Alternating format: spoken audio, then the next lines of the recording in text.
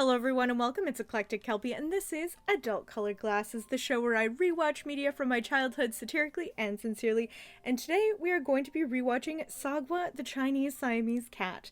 Now, I completely forgot that this show existed entirely. It was like, it just erased from my awareness, and then I don't know how I rediscovered it, but it was literally like finding buried treasure. I just remember it being such a fun adventure show following like a cat and her siblings and a bat, but I don't really remember a lot about the humans, and I think that that's the point, is that it's supposed to be about the cats. So it doesn't really matter. And we're going to be rediscovering all this anyways today, so it's all very exciting. But I did a little bit of research before jumping on here today, and I found that the creator of the show is Amy Tan. She is a Chinese American author, so this whole show started out as a book series first, and then was adapted by PBS. So it's a Chinese-Canadian show, essentially. But Amy Tan wrote this book series that then got picked up and made into a TV show. So I never was exposed to the books, but I think that probably would have been also very exciting and fun, because it's a different way to engage with this material. But yeah, so I'm pretty hopeful that this is going to still hold up and has aged well. At the very least, this show was created by a person whom represents the characters and the culture that is being depicted within the show. So, bare minimum for the early 2000s, to be honest.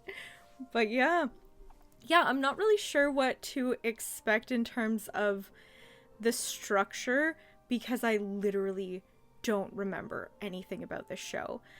But from my understanding online, it is sort of like a Dragon Tales kind of a deal. So it's going to be for like the age range, like said that it was for like 5 to 8-year-olds. And it's kind of more of a, here, we're going to teach you like life lessons and lessons on morality. So we'll see how it kind of goes and how engaged it will be for me now at this age rewatching it. But either way, I'm excited to check it out. Also, we are going to be watching episode 2, which is the New Year's cleanup / Firefly Nights. I was going to watch episode 1, but then on the website that I'm watching this on, the first episode didn't have the theme song, and frankly, the theme song is one of my favorite parts about doing Adult Colored Glasses, because it's so iconic and it really is like the defining thing that most of the time pulls me back into the experience of the show, because most of the time the early 2000s, late 90s shows had the best intros. So it's certainly something that I wanted to incorporate, is experiencing that again. So we are going to be watching Sagwa, episode 2. I really hope that I still enjoy this. I feel like it is going to be equivalent to the Dragon Tales thing. And even in terms, too, of the exposure to multiculturalism, which I really enjoyed with Dragon Tales and really reappreciated it now as an adult. And then, of course, obviously, I benefited from that exposure to multiculturalism as a child. So, without further ado, let's jump into Sagwa, the Chinese Siamese cat, episode 2. The New Year's cleanup / Firefly Nights. It's literally been seconds, but already absolutely stunning. And like vaguely familiar. I feel like I've heard other people say that Sagwa is a fever dream. I feel like it's like I have memories of this, but not clearly. Oh my goodness, already so beautiful. That is so cool also that they've combined English and Mandarin into the theme song, because it's like that was the whole point. Like, this is a Canadian show, but the whole point of Canada, and one of the coolest parts of living in Canada, is that it is entirely about multiculturalism. Like, especially where I live, it is such a fully integrated environment for so many cultures, because obviously, like, okay, this is a really hot take. Maybe it's not actually a hot take. Maybe it just depends on who you are, if this is a hot take or not.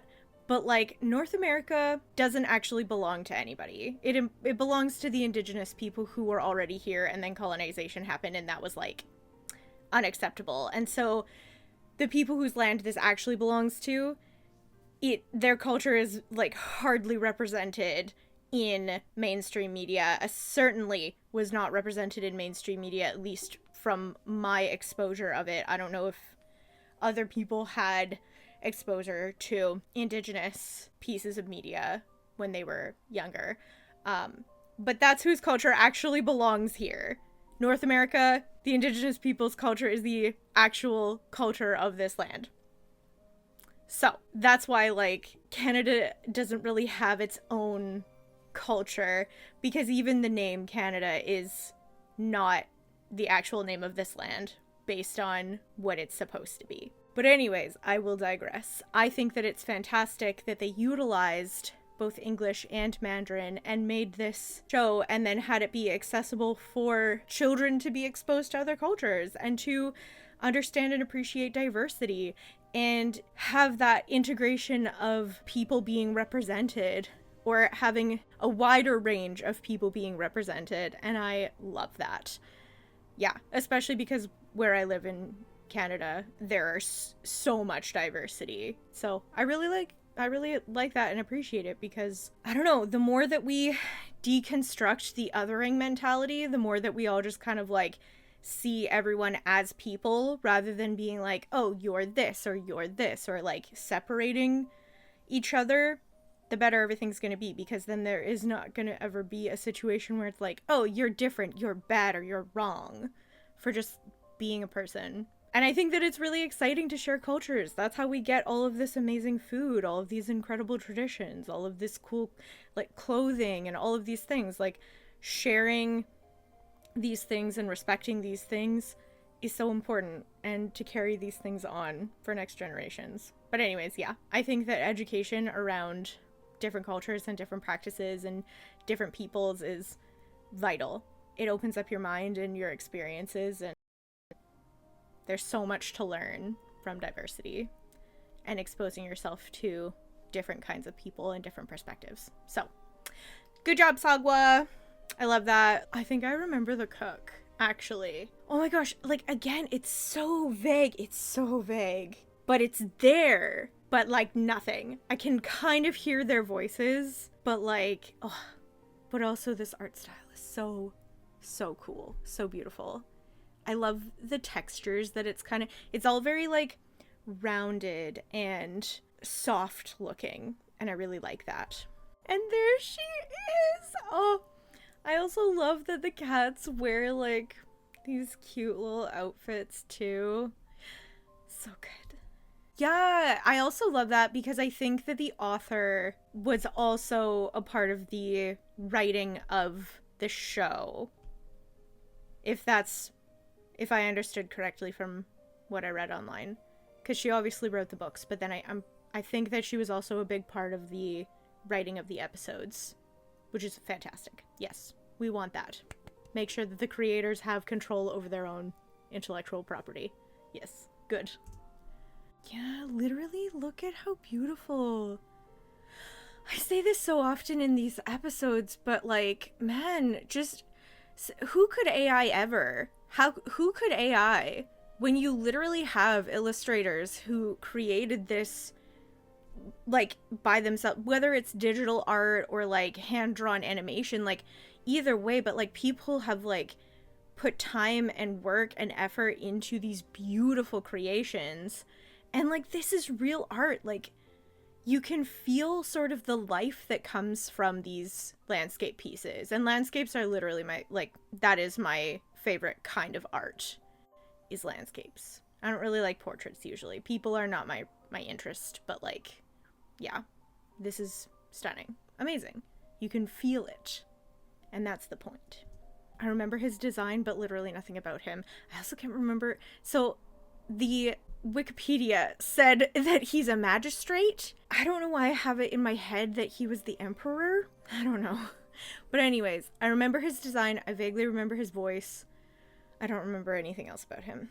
Again, I think that this is why, like, the cats were the point. He's talking to the cats, like, people like they would understand him. He's giving them a job. Like, I hate rats and I thought I saw rat footprints. Please go kill the rats. Like, get them out of my palace. And they're standing there like, yes, of course. Oh, man, I love cats. This is like pro-cat propaganda right here, I tell you what. Also, I literally am obsessed with this lady. They haven't said her name yet, so I don't know. But literally obsessed. She's such a like strong, powerful woman energy where she's like, I'm taking control of the space. I obviously know that I know better. So like, let me cook. And I am obsessed with her. I also love the names that he's calling her. Succulent kumquat, peach blossom. I can't remember what the like adjective in front of that was, but like, so good. I love that. I can't tell yet if they're creepy. The rats might be creepy, but then I feel like what's gonna happen, like, here, my prediction is that it's gonna be, oh, like, they're not so different, like, blend the culture, literally what we were already talking about, like, blend the cultures, like, rats can be good people too, why not? And cats are good people, and then people can be good people, and then we can all live harmoniously and happily together, and it's all fine. So I feel like that's the direction that it's gonna go. Because that would obviously be, like, the lesson for children, is to, like, oh, don't judge people just because they're rats. Maybe they're good, maybe they're cool. So we'll see. But, I don't know. That nose is a little bit elongated. The proportions are kind of given, like, ooh, it might be an evil rat. Oh my god, like, wait, hold on. Look at how, like, long this is. Hold on. Look at how, like, tall he is. It looks like basically the same height as Sagwa, almost. If he was, like, on the ground. Yeah, I don't think I would want that rat in my house either, not gonna lie. Oh, no, it's a manipulative rat. We don't want him here. Okay. Understood. Understood. Also such a liability, like, crashing into all of the dishes, crashing into the food, disgusting. Side note, for this, the pacing is also quite fast. Like, this definitely, I get the vibe that it is like a preschooler show because it's very fast, very full of color, very like, I'm gonna keep you engaged kind of thing.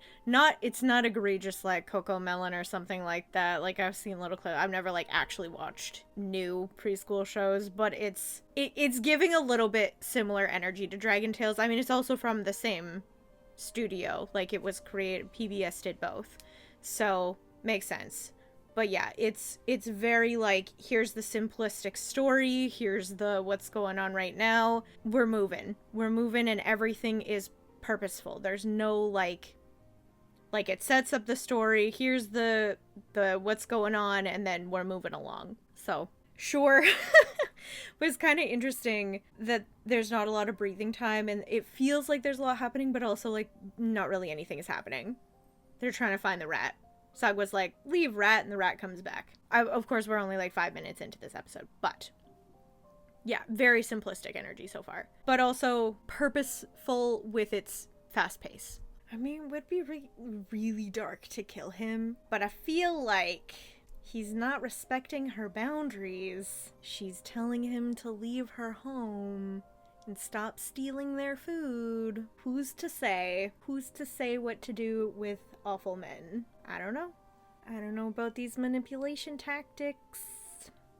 Seems questionable to me.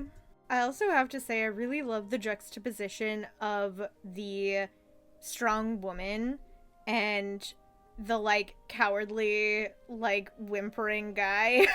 Because, like, this man, his wife is like, get over it and just, like, go and deal with the situation.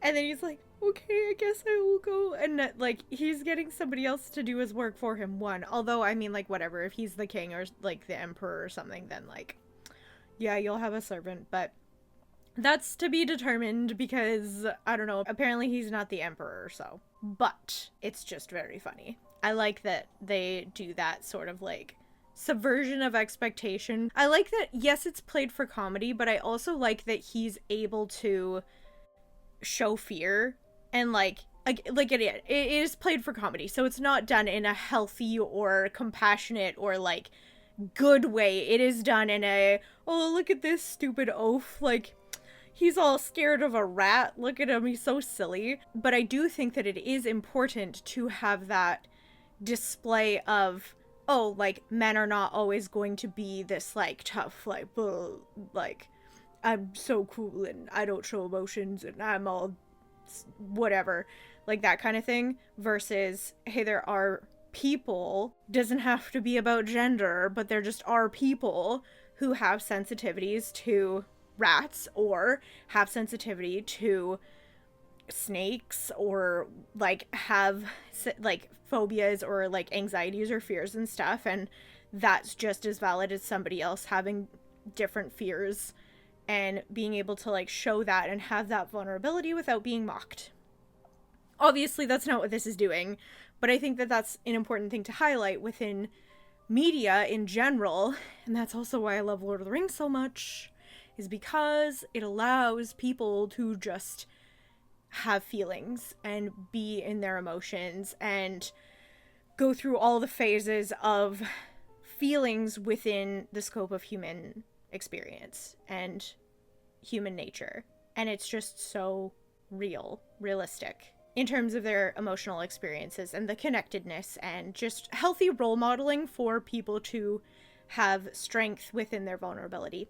And I love it. So I like that it's not really a good demonstration of it, but it is a highlighting of having a man character being scared and displaying that vulnerability. I think is important, even though in this it's doing it in a kind of mocking way, and it should be doing it in a compassionate way, because that's the whole point, especially with children's media that's trying to like teach you morals and teach you about the world and that sort of thing. So sketchy, but I appreciate the not even the intention, because the intention is to be mocking with it, but I appreciate the depiction despite its intention behind the messaging, because you can get still proper messaging from this. I wonder actually if this particular episode or section of this episode is meant to highlight not taking the easy way out, because Sagwa has now agreed with this rat to, the rat can stay in the palace so that Sagwa looks good by continuously catching the rat, but then the rat, it's like kind of a symbiotic relationship because Sagwa gets to look good, but the rat still gets a place to live. But I wonder if this is supposed to like, now my prediction is changing. I think that this is going to be a, hey, actually Sagwa, rather than not actually doing the job and trying to find an easy way out, you should just do the job and get the rat out of the house. But then again, it's again that thing of like, does the rat deserve to get kicked out of a home just simply because it's a rat? I don't know. I think it's way more deep than such a simplistic thing, especially because they're using a rat to depict this like, I don't know, like freeloader kind of like sketchy. It's obviously there's like a stereotype for rats, and so it kind of like, I don't know. I feel like I'll have to continue and actually like get a full scope of what they do and what the resolution for this is, but I don't know. So far it could go a couple of ways. I don't know what would be the best way for it to go. Again, though, a liability, like, this is causing more drama than, I don't know, like, this is just not good. Because even though she's like, oh, look at me, I'm, like, catching the rat and I'm doing the work and, like, look at, I'm so good at the task that you set up for me, give me more fish, like, I'm doing amazing. Like, they're causing more of a mess. It's not really, there's not actually problem solving going on right here. There's just like a unfortunate bargain. So feels a little bit icky. He's certainly the emperor. This guy just called him your highness. Certainly. So why did Wikipedia say magistrate? This is why, kids, use proper sources. Don't use Wikipedia because most of the time it's going to be incorrect. Okay, this is why there's a standardization of what considers to be an appropriate source, a proper scholarly academic article. Although there wasn't going to be one for Sagwa, of course. Well, there probably is. Somebody did some dissertation on Sagwa at some point. Side point. How many rats do they think are in this palace? Do they think that they have an infestation to the point where Sagwa continuously is catching these rats? Like, she's caught, like, 5 or 6 in front of people at this time? How many rats do they think that are in this palace? Because at some point, you might need to just get an exterminator rather than just the cats. You know? Although actually this is supposed to be like the 1800s. I don't know what the rat catchers looked like in 1800s China. This is like, don't make deals with strangers. There's so many components to this, to be honest.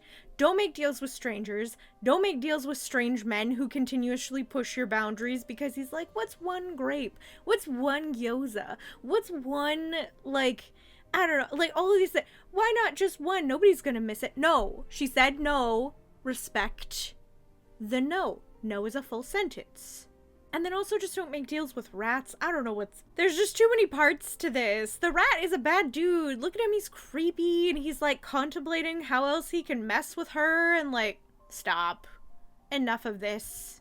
A liability. That is not food safe. That is disgusting and unsanitary. Don't let rats in the kitchen. Full stop. Because now you can't eat any of those. The dumplings are ruined, and that is the worst travesty of this whole episode. Shame. And see, now also they're panicking because they think they're even more infested than they actually are because it's one bad dude, and he's caused a whole thing, and Sagwa is just an innocent child. She's still literally a kitten, and then this like adult rat man is manipulating her into behaving poorly, and so that he can benefit from her naivety because she doesn't have experiences with the world yet, and that's just manipulative and taking advantage of her, and we hate to see it. And now these people are gonna be even, like, this is even worse. I wonder what the, like, bottom line of this episode message is gonna be, because there's so many things to extrapolate. Yeah. Let's continue. They call him... How is he Your Highness, but then also just the magistrate? Is a magistrate called Your Highness? Is that, like, are they, like, dignified like that? I don't know. I am confusion now. Perhaps Wikipedia has thwarted me. Perhaps it was correct. I don't know. Do you call a magistrate Your Highness? Do you do that? Is that a thing? I don't know what the dignitary, like, labeling is. I only know Bridgerton, and dukes, and viscounts, and barons, and that's it. So, anyways, maybe he's not. Maybe he's just a magistrate. He's a government official in some capacity. Anyways, shame on this rat. That's the bottom line of that. Exploitation. That's what he has done. Shame, shame, shame. Do not exploit children to consume their food or anything else. Shame. She should have just killed the rat. Oh, this is this is gonna be the messaging. It doesn't matter, like, what you appear to be, external validation. It's what you are on the inside. So it doesn't matter if she looked like a good rat catcher, because she wasn't. Because she wasn't doing the task to cultivate the skill set. She was just simply appearing to be something that she was not. And so she's learning that she has to put in the work to become good at a particular skill. Yes, good. I like this. But there is certainly two messages. Yes, do the work to gain the skills, but also don't trust rat men who are just trying to manipulate and utilize you to obtain their own goals. No, no. Okay, I love this shot. If the rat wasn't in it, although the rat's pretty blurry, so I don't know how well you can see the rat anyways, but this is a beautiful shot with the lanterns lit and the gate and the design. It just is all very beautiful, and so I like that, and I like the highlight. But also, fantastic, good, yes, the rat is leaving. Off with his head. Off he goes. But yes, art is stunning. I love it. Look at her, she's so serious. She's like, look at me go. I did the work. Look at, I've improved. I'm doing a level up. Love it. All right, next one. Good job, Sagwa in the last one. She learned and she told the truth and it all worked out. Now, part 2. Yeah, man, this is, I think that this might be like a traditional way of doing the clouds, but I love the clouds looking so plush and like swirly, and yeah, just like the whole, like, take away obviously the credits, but like just as a piece of art, like this is really, it's just beautiful. I just love it. That's so cute. Oh my god. This painting flew out of a window and it's flying down to them, and Sagwa's like, it's a present from the sky. I want presents from the sky. Oh my gosh. Kind of whimsical mentality we need to bring into our everyday lives, because the world is already trash, so like why wouldn't we just, like, I don't know, a picture or like a leaf, even a flower on the ground, although that wouldn't really come from the sky, but like a present from the sky. Ugh. Yes, whimsical.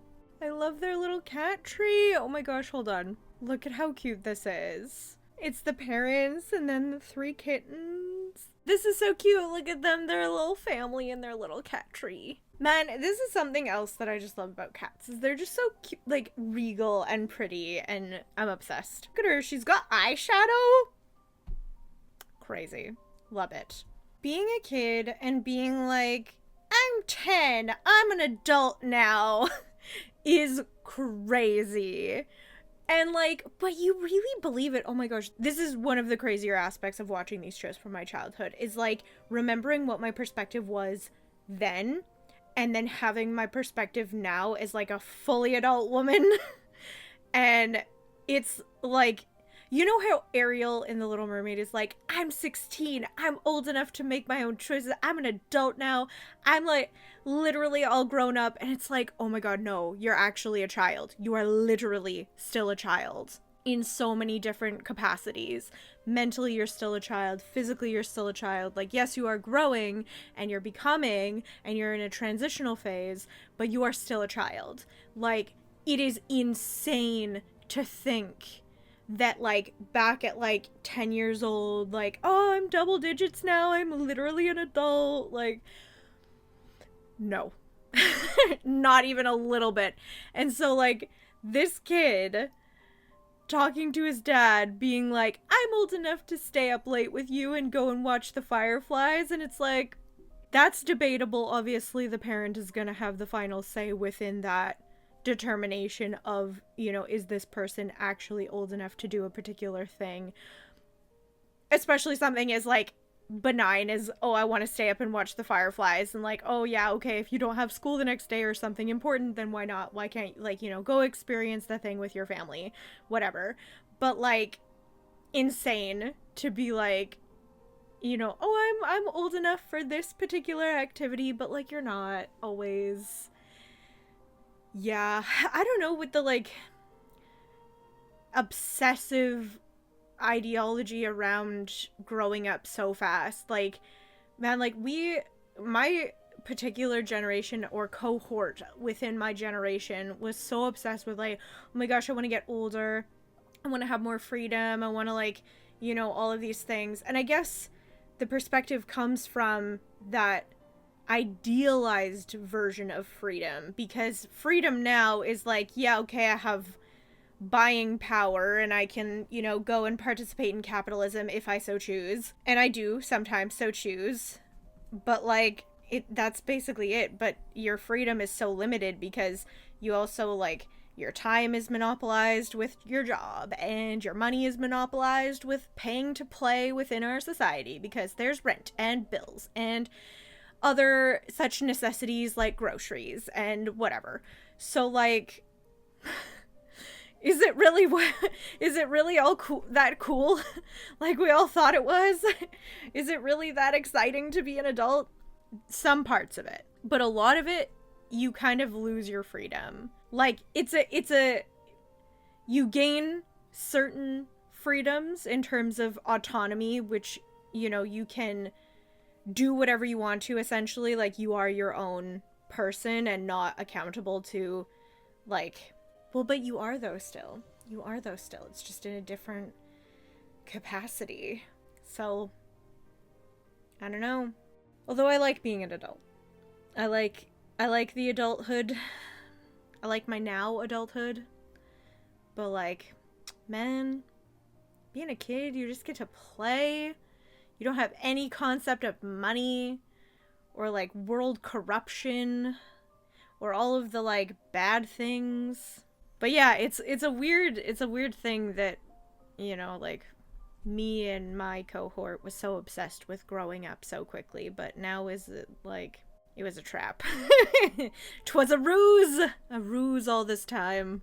I like what he's saying, though, in terms of embracing the wonder of new experiences and discovery, because, I mean, it just becomes different as you get older, but it certainly doesn't ever go away, but it certainly changes, and the innate wonder and magic that you see in the world, you kind of have to choose to hold on to that. But when you're a kid and you're first experiencing all of that stuff and, like, having everything be new and wondrous, it's really, like, awful and special. So, yeah, don't grow up. It's a ruse. It is a deceit. Maybe grow up, like, I mean, you literally can't stop the passage of time, so clearly everyone must and will grow up with the natural aging progression of the human form. However,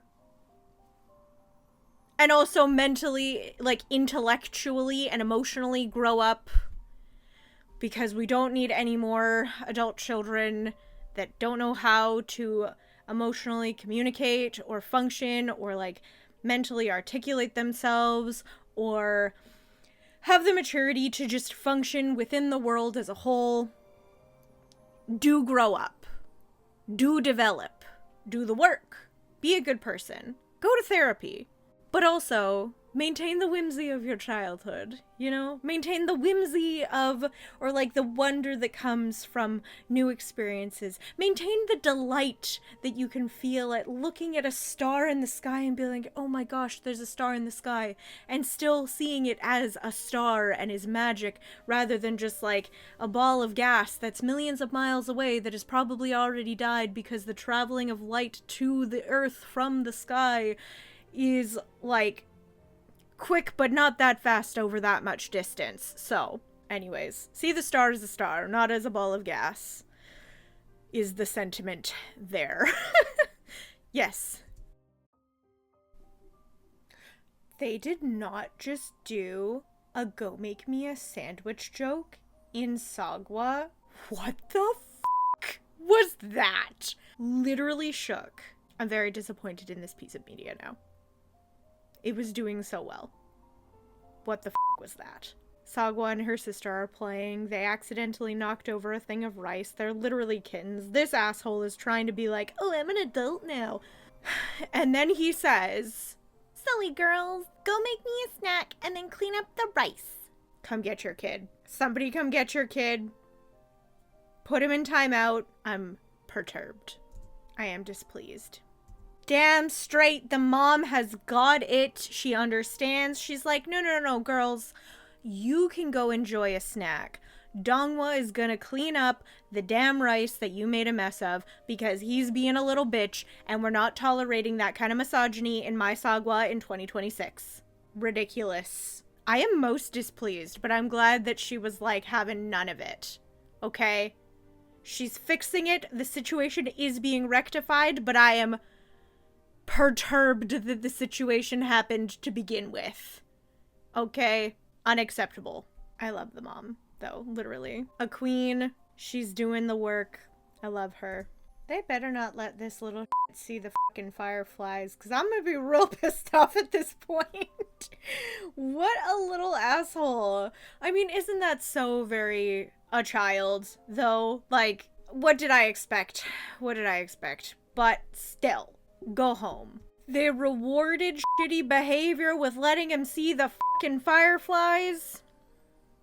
Cancelled. Bad parents. Don't reward shitty behavior. Shameful. He was a little brat, and he was like, no, nope, not having it. That's actually not good messaging. Because he was like, yeah, okay, he like did the work. He was like, oh, I'm gonna wake up early. Oh, I'm gonna like act like an adult. Oh, I'm gonna follow what my father is doing and all that stuff. But then he was acting like a little shit. Like, he was not behaving like a good person. Clearly he's not grown up enough, and clearly he needs to learn better and have a different mentality around women and bad parenting. Shame. Shame. He didn't earn it. F off. Ridiculous. Yeah, okay. The fireflies are beautiful. That's great. Look at them making a figure eight. But no, that's bad. Reinforcing negative behavior. They're saying like, oh, you worked for it, like, oh yeah, you got up and like you did a good job with like your writing and stuff, but like that's not being a grown-up. That's just like literally doing the bare minimum that you're being directed to as a child. If you're not old enough, that you're not old enough. And I like don't have a problem with like, oh, he like earned getting to stay up late to go and see the fireflies. What I have a problem with is that he did the good behavior, but not authentically or genuinely. He did it performatively because he was trying to get a goal. And so you're reinforcing performative behavior, not real change, not internalized development and growth. You're saying, oh, you can pretend to behave in a particular way in order to achieve what you want, while also still being a little shit and telling your sisters to go and make you a snack? Like, literally, who? No. Incorrect, unacceptable, cancelled. To tell you the truth, I'm not ready to be a grown-up just yet. Yeah, of course you're not. Of course you're not. Why would you? Ugh. I'm getting... I need to calm down. This is literally a children's show. But the reason why I'm getting upset about it is because you're reinforcing that poor behavior. You're teaching this child that you can behave in such a way and then get a reward for it. And then that child can then be like, because it's not internalized growth. It's not real development and growth. It is performative and goal-oriented, and it is to fulfill a particular desire. That is not real positive character attribute. That is being like, oh yeah, I want a thing, and so I'm just gonna like do a good job for like a day so that I can get what I want, and then I'm gonna revert back to like being a kid. Because now he's like, oh, I think maybe I'm not actually really that grown up. I'm not gonna wake up with you at the crack of dawn to go do Tai Chi. Like, that's okay. Like, shame. Don't reward shitty behavior, because then it reinforces this cycle, because then this child is gonna be like, oh, if I ever want to get something, then I can just pretend to be good for a day, get what I want, and then go back to being a little shit again. And you never stopped being a little shit to begin with, so why was the behavior rewarded? Shame. Bad parenting. Shameful. Alright. And that's it. That's Sagwa. Sagwa, the Chinese Siamese cat. Would you look at that? Roll credits. Okay. So, I feel like I've gotta give it a 3.5 out of 5. Maybe that's harsh, because the reasoning for why it's getting those demerits is literally because of that last bit of this last episode, the Firefly Nights episode, because that's not good teaching children. This whole show, the premise is to like do the morality, do the like teaching kids how to be good people, That's not how you teach a kid to be a good person. It's very antiquated. So that component of it did not age well. And I didn't like that. But everything else was really good. So maybe it gets a 4. Maybe it's a 3.75. Maybe it's 3.75 out of 5. Yes, I think so. Because the theme song was super fun. Not like it certainly was like boppy and fun and cute, and I enjoyed it. But it wasn't like as iconic as Pokemon or as like fun and exciting as Totally Spies. Like, you know, the art style is beautiful though. That's where like a lot of the points go to the art style. But like, I don't know. I feel like I would have to see more episodes to kind of get a better understanding of what the messaging is within the series as a whole. But yeah, it's kind of, I don't know. I don't know. I feel like there's so much beauty within this show and there's a lot of good within it. I really didn't like that component with having it like be, oh, this like boy is speaking to his sisters and his mom that way, and then he's still gonna get rewarded for his behavior, and then he's gonna acknowledge that like, yeah, okay, he's not ready to be a grown-up anymore, like, but then still having done the performative behavior to get the reward, and then he gets the reward. Like, I don't know. I don't like that. I think that was a poor component. I don't think you should have gotten to see the Fireflies. Yeah. I feel like that's also an important part of teaching kids, is that you're not always going to get what you want. And also, disappointment is a part of life. And sometimes you have to wait for things. Sometimes you don't get to see the Fireflies. So, I don't know. I feel like they missed an opportunity to do something actually good with that part of the episode. So, yeah. Overall, I think I enjoyed it. With an asterisk. I enjoyed almost all of it. But yeah, that was just like an egregious error that I am struggling to look past now. Because that's something that I think is just like completely unacceptable. But sans that, I think overall the show is very cute and very good. So, yeah. I don't think that I'm going to watch any more of it. It's, again, very in the same vein of Dragon Tales, where it's super cute. I think that it's really nice. It's a really cute show, but it's certainly, I am not in the age range anymore, and I don't know if it aged well enough for me to watch it without having a little bit of a a little bit of a rage during some of the parts, I guess, because yeah, that really perturbed me. So yeah, overall, cute, enjoyable, really beautiful, and fun. So, yeah, 3.75 out of 5, I think. Yeah, we're gonna land on that. 3.75 out of 5. If you enjoyed this episode, consider giving a like and subscribing to continue joining us on all of our adventures. But with that, thank you so much for watching. Everything with love, and we'll see you next time in the treasure trove. Bye!